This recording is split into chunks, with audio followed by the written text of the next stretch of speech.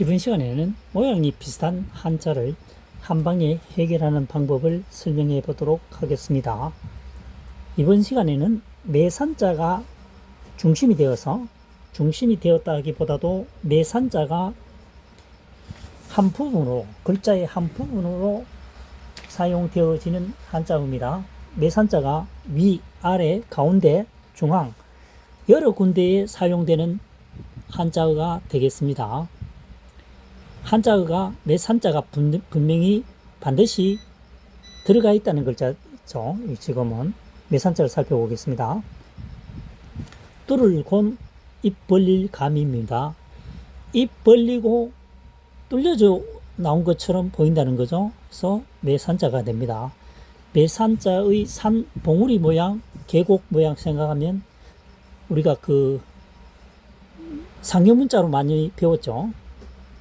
그래서 지금 한자사랑이 설명하는 방법은 상형문자와 관계없이 주어진 글자를 가지고 최대한 활용하는 추상적인 설명을 배제하고 구체적 설명에 접근하는 방법입니다. 그 다음 2번 끝단자입니다. 설립자요. 설립.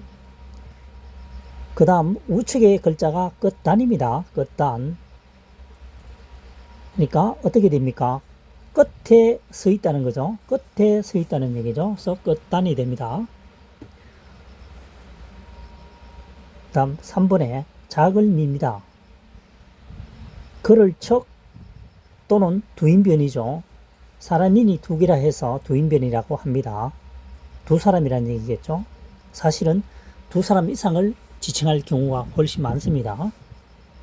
그 다음 자글미죠. 걸어서 가보니까 역시 작다라는 거죠. 그래서 자글미가 됩니다. 자글미 글을 척. 저것은 분명히 작은데 혹시나 싶어서 걸어가 봤다는 거죠. 이동하여 가 보아도 역시 작더라는 얘기입니다. 그래서 자글미가 됩니다. 그 다음 4번 빽빽할 밀입니다. 진면 아래에 반드시 필이죠. 성시복입니다. 이 풀이는 이 한자 풀이에는 성시복으로 적용하면 도움이 되지 않습니다. 그래서 성시복은 포기하고 진면 반드시 필 매산입니다. 집에 산에 있는 산 속에 만들어진 집은 반드시 빽빽한 곳에 있다. 그러니까 집을 짓게 되면 그 주변에 나무들이 울창해진다는 얘기겠죠. 그래서 빽빽할 일이 되겠습니다. 진면 반드시 필 매산입니다. 산 속에 있는 집은 반드시 주변이 빽빽하다. 빽빽할 밀이 되겠습니다.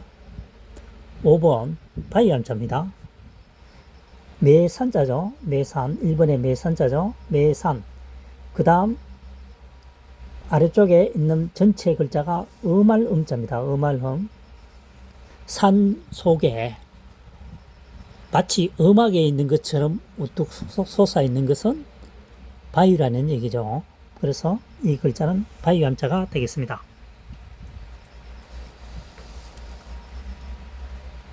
한자의 학습 풀이 방법은 굉장히 다양합니다. 10사람이 한자 풀이를 하게 되면 10사람의 목소리가 제각기 다를 수도 있습니다. 접근 방식이 다르기 때문이죠. 그래서 풀이 학습법은 정답이 없다는 얘기입니다. 다만 가장 좋은 학습 방법은 시간이 흐른 후에 다시 자기가 생각하고 그 한자어를 다시 쓸 수 있다면 성공한 작품이고, 말은 그럴듯하게 했지만 시간이 흐른 후에 이야기거리는 생각나지만 실질적으로 한자어를 사용할 수가 없다면 그것은 실패작이라고 볼 수 있겠죠. 따라서 추상적인 설명보다는 구체적 설명이 훨씬 효과적이라고 볼 수 있겠죠. 훨씬 효과적인 학습이라고 볼 수가 있겠습니다. 이어서 6번입니다. 한자. 구셀강이죠. 그 다음 선칼도입니다. 선칼도. 칼도자가 서 있다는 얘기죠. 보통 칼은 눕혀져 있죠. 그래서 세웠다 해서 선칼도라고 합니다. 산등성이와 칼은 구세다라는 거죠. 산등성이는 크고 큼직해서 구세고, 칼은 구세지 않으면 부러지겠죠. 또는 칼날이 무뎌지겠죠. 그래서 산등성이와 칼은 구세야 한다는 거죠. 단단해야 된다는 얘기입니다. 구셀강이 되겠습니다. 7번 그 칼류입니다. 매산자가 보입니까? 작을요 두 개를 빼버리면 매산자가 되죠. 매산자가 굉장히 다양하게 써 있다는 것을 볼 수가 있습니다. 서두에 말씀드렸다시피 머리, 허리, 중간, 밑에 발 쪽에 다 다양하게 사용되었죠. 그 칼류입니다. 작을요 산에는 작고 작은 것이 많으니까 굉장히 그윽하다는 거죠. 분위기가 그윽하다는 얘기입니다. 그래서 그윽할유자가 됩니다. 작을요 하나는 작을요를 겹치게 세게 되면 작을유가 됩니다. 요유죠. 작을요, 작을유. 헷갈리면은 오와 우는 사전상 요가 먼저 나오죠. 그 다음에 유가 나옵니다. 그래서 하나는 작을 요 두 개를 쓰면, 연속으로 쓰면 작을 유 되겠습니다. 8번 높을 숭자입니다. 매산자죠. 매산. 그 다음 마루종입니다. 마루종. 이때는 높을 숭보다는 숭상할 숭이라고 하면 더 좋겠습니다. 숭상할 숭 하면은 이 한자어가 쉽게 풀어집니다. 매산이죠. 종가종이죠. 그래서 종가집에서는 산을 숭상한다는 거죠. 그래서 숭상할 숭입니다. 9번 신선선입니다. 신선선. 사람인 변이죠.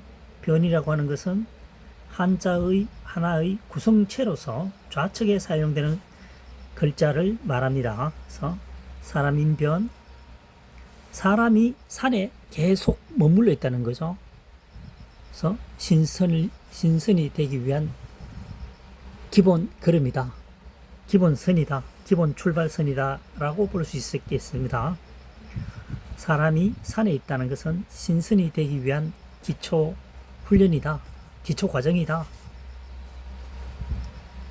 그 다음 별이 강자입니다. 별이 강. 실사죠. 산등성이 강입니다. 실이 마치 산등성이처럼 강한 부분은 별이란 얘기죠. 별이라고 하는 것은 거물을 살짝 그림을 그려보겠습니다.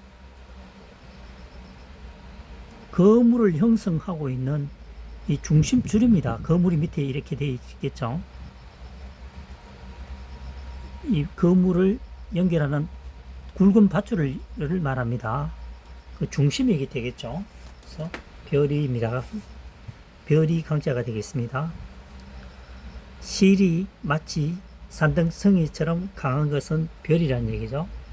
별이는 핵심적인 요인을 말합니다. 별이 강이 되겠습니다. 다시 1번으로 올라가면 매산.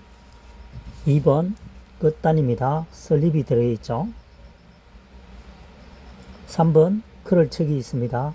그럴척. 4번 빽빽할 밀입니다. 빽빽할 밀. 5번 매산자가 들어있죠. 6번 산등성이 강입니다. 7번 매산자가 조금 찾기 힘들죠. 매산자가 들어있습니다. 8번 매산자가 위쪽에 있죠. 9번 매산이 우측에 붙어 있습니다. 10번 매산이 설명하기 힘든 부분에 있습니다. 한자어는 구성 요소가 위치에 관계없이 좌우, 상하, 중간 사용될 수 있는 특별한 경우입니다. 이 한자가 매산자가 보면 굉장히 다양하게 써 있다는 것을 보여주고 있습니다.